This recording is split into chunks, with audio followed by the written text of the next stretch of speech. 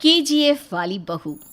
निर्मला जी के बेटे सुमित की शादी नव्या के साथ हो गई और निर्मला जी बहुत खुश थी क्योंकि बहू रानी दिखने में बहुत खूबसूरत थी और नेचर भी अच्छा था। निर्मला जी का बहुत अच्छे से ख्याल रखती थी, कभी किसी से झगड़ा नहीं करती थी। लेकिन निर्मला जी की बहू में कुछ तो अनोखा था और वो ये था कि केजीएफ मूवी देखने के बाद केजीएफ मूवी के हीरो की बहुत बड़ी फ़ैन बन गई थी और बस हर वक्त उसे ही कॉपी करने की कोशिश करती रहती। बस एक यही आदत की वजह से निर्मला जी को कभी कभी उस पर गुस्सा आ जाता। बाकी सब कुछ ठीक था। सुमित बेटा, तुम नव्या को समझाने की कोशिश क्यों नहीं करते? अरे बार बार केजीएफ के हीरो की तरह भेस बदल कर घूमती रहती है कॉलोनी में, सब देख देख कर हंसते हैं। क्या करूं मम्मी, मैंने उसे कई बार कहा कि बहू हो, बहू की तरह रहा करो, लेकिन उसके सर पर तो केजीएफ का भूत सवार है, किसी की सुनती ही नहीं। ठीक है बेटा, तो ऑफिस जा, मैं एक बार और उससे बात करने की कोशिश करती हूँ। थोड़ी देर के बाद नव्या अपने कमरे से निकलकर बाहर आती है। अरे बहू, ये क्या, तुम फिर से केजीएफ की एक्टर बन गई? मम्मी जी, आपको पता है ना, मैं उसकी पर्सनालिटी से बहुत इम्प्रेस्ड हूँ और मेरी फेवरेट मूवी है ये। जानती हैं, मैंने तो सारे डायलॉग्स भी रट कर रख लिए हैं। अरे बेटा, लेकिन थोड़ा बहुत समाज की भी तो परवाह करनी पड़ती है ना। तुम इस तरह घूमती हो, सब लोग क्या सोचते होंगे, थोड़ा तो डरा करो। मम्मी जी, डर होना चाहिए और दिल में होना चाहिए, वो अपुन के नहीं, सामने वाले के दिल में होना चाहिए। अरे तुम फिर से केजीएफ के डायलॉग मारने लगी। अरे पता नहीं कब समझोगी। डोंट वरी मम्मी जी, मैं अभी आपके लिए गर्मा गर्म कॉफ़ी बना कर लाती हूँ, उसके बाद आपकी सारी टेंशन रफू चक्कर हो जाएगी। कुछ दिनों के बाद। नव्या, नव्या कहाँ हो तुम? मैं यहाँ हूँ। अरे क्यों इस तरह केजीएफ का हीरो बनकर घूम रही हो? कभी तो मेरी बीवी बनकर रह लिया करो। छोड़ो ना सुमित। अच्छा बताओ, मुझे आवाज़ किस लिए दे रहे थे? क्या बताऊँ यार, मेरे बॉस ने मुझे इतना काम दे दिया ना, पूरी तरह से परेशान हो गया हूँ। ऐसा लगता है ऑफिस नहीं, युद्ध पर जाता हूँ। अरे बेटा, परेशान क्यों होता है? ला, मैं तेरा सर दबा देती हूँ, दुखी मत हो, काम तो सबको करना ही पड़ता है। लेकिन मम्मी, ऑफिस में आजकल बहुत काम रहता है, थक जाता हूँ मैं। जानता है बेटा, जब तू छोटा था ना, तो मैं ऑफिस और तुझे संभालने का सारा काम करती थी, तब मुझे भी ऐसा ही लगता था। लेकिन कुछ दिनों के बाद सब ठीक हो जाएगा बेटा। सही कह रही है मम्मी जी, तुम अपने आप को ऑफिस में काम करने की वजह से योद्धा समझते हो, लेकिन जानते हो, इस दुनिया में सबसे बड़ा योद्धा एक माँ होती है। अरे ये डायलॉग तो मैंने कहीं सुना है। जरूर सुना होगा, केजीएफ फिल्म का डायलॉग, भला किसने सुना नहीं होगा? हे भगवान, कोई मेरी बीवी के सर से केजीएफ का भूत उतार दे। कुछ दिनों के बाद। नव्या, सुमित तो ऑफिस चला गया, एक काम करते हैं, हम दोनों मार्केट चलते हैं, मुझे कुछ शॉपिंग करनी थी। ठीक है मम्मी जी, मैं अभी तैयार होकर आती हूँ। थोड़ी देर बाद नव्या फिर से केजीएफ फिल्म के हीरो की तरह गेटअप रखकर आ जाती है। अरे तुम फिर से ये बन गई। चलिए ना मम्मी जी, आप जानती है ना, मुझे ऐसे रहना बहुत पसंद है। प्लीज़ प्लीज़ प्लीज़ मम्मी जी। अच्छा ठीक है, चलो। मार्केट में निर्मला जी को उनकी एक सहेली मिलती है। अरे निर्मला, ये तुम किसे साथ में लेकर घूम रही हो? लगता है फिल्म का हीरो निकलकर तुम्हारे साथ आ गया है। मेरी बहन, क्या बताऊं, ये फिल्म का हीरो नहीं है। अच्छा, ये तुम्हारा बेटा होगा, बहुत दिनों से देखा नहीं ना, इसलिए पहचान नहीं पाई मैं। अरे नहीं नहीं, मेरी पूरी बात तो सुनो, ये मेरी बहू है नव्या। है? लेकिन दिखने में तो ये बिल्कुल केजीएफ के एक्टर की तरह नजर आ रही है। हाँ, वो क्या है ना, इसे इसी तरह रहना पसंद है। क्या बात है बहू, शहर में इस तरह घूम रही हो, तुम्हें बिल्कुल भी अजीब नहीं लगता?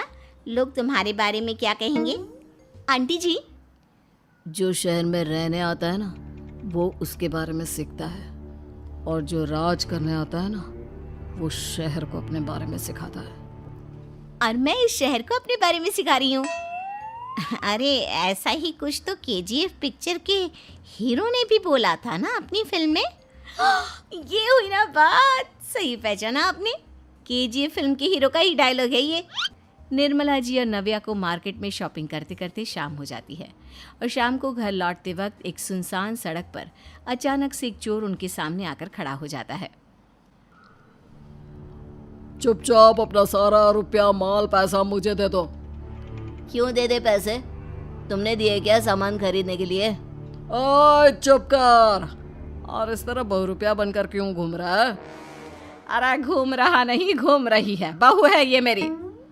लेकिन देखने में तो तुम्हारा बेटा जैसा लगता है। वैसे कुछ भी कहो, बेटा है बड़ा हैंडसम। अरे चुप कर, कहा ना बेटा नहीं बहू है मेरी, बहू है। अच्छा ठीक है, तो ऐसे कहता हूँ, तुम्हारी बहू बहुत हैंडसम है। ओए मिस्टर चोर, ज्यादा बातें बनाने की जरूरत नहीं है। चुपचाप यहाँ से निकलो, तुम्हें कुछ नहीं मिलने वाला। ऐसी बात है? एक मिनट रुको, ये देखो मेरे हाथ में गन है ना, गन। तुम दोनों का भेजा उड़ा दूंगा। नव्या लपक कर वो गन चोर से छीन लेती है। ट्रिगर पे उंगली रखने वाला हर कोई शूटर नहीं होता और उनकी औकात उनको चाहने वालों के अलावा और कोई समझ नहीं सकता। क्या बोले रे? ये लाइन तो मैंने कहीं सुना है। अरे सुना होगा, जरूर सुना होगा, क्योंकि केजीएफ फिल्म तो सबने देखी है ना। मेरी बहू तो दिन में 4-4 बार देखती है, उसी का डायलॉग है ये। अरे वाह आंटी जी, बहुत कमाल की है आपकी बहू। चलता फिरता केजीएफ का एक्टर ही लगती है। एक काम करो, अब तुम यहाँ से चलते फिरते बनो, वरना तुम्हारी ये जो नकली गन है ना, इसी से नकली गोली चलाकर तुम्हारा नकली भेजा उड़ा दूंगी। चोर डर के मारे वहां से भाग जाता है। कुछ दिनों के बाद एक दिन सुमित नव्या से कहता है, नव्या, मेरे कुछ दोस्तों ने शहर के बाहर जो बड़ा सा गार्डन है ना, वहाँ पर गेट टुगेदर का प्लान बनाया है। तुम भी सही वक्त पर रेडी हो जाना, हम भी चलेंगे। रेडी होने में तो मैं माहिर हूँ, और आप तो जानती ही है ना मैं कैसे रेडी होती हूँ। नव्या प्लीज, इस बार मेरी बीवी की तरह बनकर तैयार हो जाना। केजीएफ का एक्टर फिर कभी बन लेना। नहीं सुमित, मैं तुम्हारे दोस्तों से पहली बार मिल रही हूँ। मैं अपना असली हुनर तो दिखाऊंगी ना उन्हें, ताकि उन्हें भी पता चले कि तुम्हारी बीवी बीवी नहीं बल्कि एक बहुत फेमस फिल्म का स्टार है, स्टार। ठीक है, तुम्हारी जिद के आगे मेरी कहाँ चलने वाली है। और फिर सुमित अपनी बीवी को लेकर अपने दोस्तों के पास पहुंचता है। यह है मेरी पत्नी नव्या। अरे मुझे तो लगा ये तुम्हारा कोई नया दोस्त है। हाँ, मैं भी बहुत देर से सोच रहा था कि सुमित का नया दोस्त तो बड़ा हैंडसम है। आप लोगों को गलत फहमी हुई है, मैं इनका दोस्त नहीं बल्कि इनकी बीवी हूँ। अगर आप बीवी हैं तो बीवी की तरह क्यों नहीं रहती? आपको देखकर तो ऐसा लगता है जैसे सुमित अपनी किसी कॉलेज की फ्रेंड को लेकर घूम रहा है। अब क्या बताऊँ यार, तुम लोग ही समझाने की कोशिश करो, मेरी तो कोई बात नहीं सुनती। अरे भाभी जी, ये तो बहुत बुरी बात है, रियली वेरी बैड। हमारे दोस्त को तो बीवी के साथ रहने की फीलिंग ही नहीं आती होगी। If you think I am bad, I am your dad. अरे भाभी जी, क्या कमाल का डायलॉग मारा है, मजा आ गया। आप तो एक्टिंग भी बहुत अच्छी करती हैं। हाँ, लेकिन बस एक ही इंसान की एक्टिंग करती है मेरी बीवी, केजीएफ के हीरो की, और उसी की तरह रूप बदल बदल कर घूमती रहती है। यार सुमित, तेरे तो मजे हैं, चलता फिरता सिनेमा हॉल तेरे संग चलता है। बेटा, मेरे कितने मजे हैं और कितने नहीं ये तो मुझे ही मालूम है। ऐसा क्यों कह रहा है यार, सारा दिन डायलॉग सुनने को मिलते हैं और बीवी एक हैंडसम दोस्त की तरह नजर आती है, और क्या चाहिए। क्या बताऊं भाई, कई बार रात को सोते वक्त जेब में नकली गन रखकर सोती है और फिर झटके से मेरे सर पर गन तान के केजीएफ के डायलॉग मारती है। उस वक्त मेरी क्या हालत होती होगी ये तो मैं ही समझ सकता हूँ ना। सुमित की बात सुनकर उसके सारे दोस्त जोर जोर से हंसने लगते हैं। आपके इर्द गिर्द अद्भुत वस्तुओं को देखें। आओ हम आरंभ में चलें और देखें कि बाइबल इसके बारे में क्या बताती है कि ये कैसे आरंभ हुआ।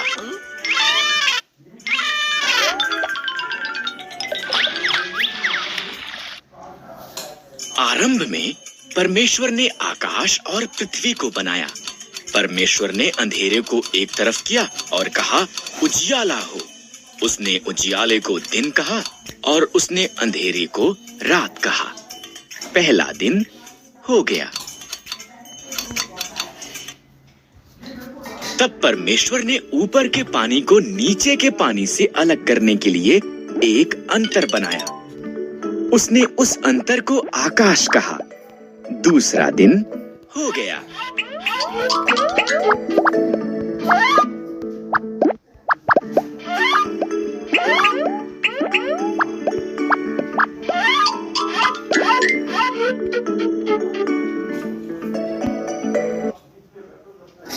परमेश्वर ने पानी को एक स्थान पर इकट्ठा किया और सूखी भूमि दिखाई दी। उसने सूखी भूमि को पृथ्वी कहा और इकट्ठे हुए पानी को समंदर कहा। तब उसने घास, अनाज के पौधे और पेड़ बनाए। तीसरा दिन हो गया।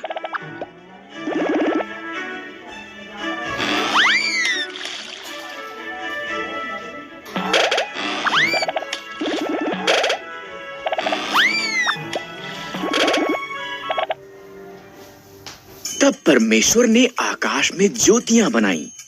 उसने दिन के लिए सूर्य, रात के लिए चंद्रमा और सभी तारे बनाए। चौथा दिन हो गया।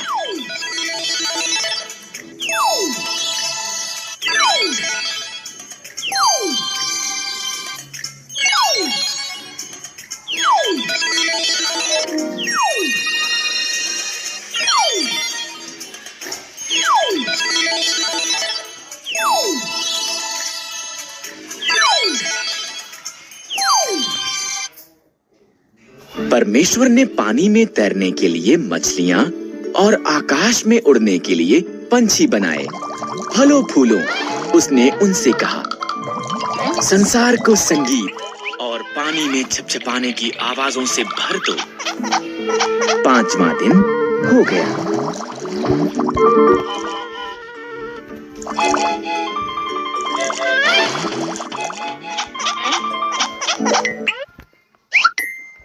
इसके बाद परमेश्वर ने जानवर बनाए। उसने खेतों के जानवर, जंगली जानवर और जानवर जो भूमि पर रेंगते हैं को बनाया। अभी केवल एक और चीज बनानी है। परमेश्वर ने कहा, सब चीजों से विशेष अभी केवल एक और चीज बनानी है।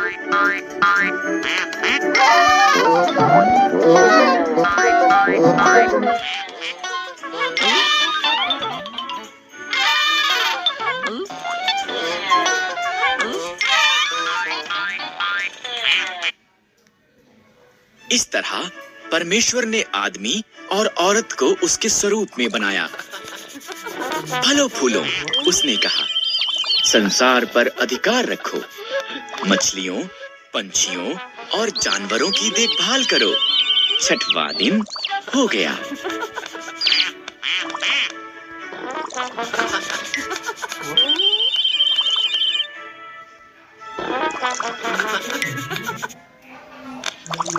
तब परमेश्वर ने सब कुछ जो बनाया था उसे देखा। ये बहुत अच्छा है, उसने कहा।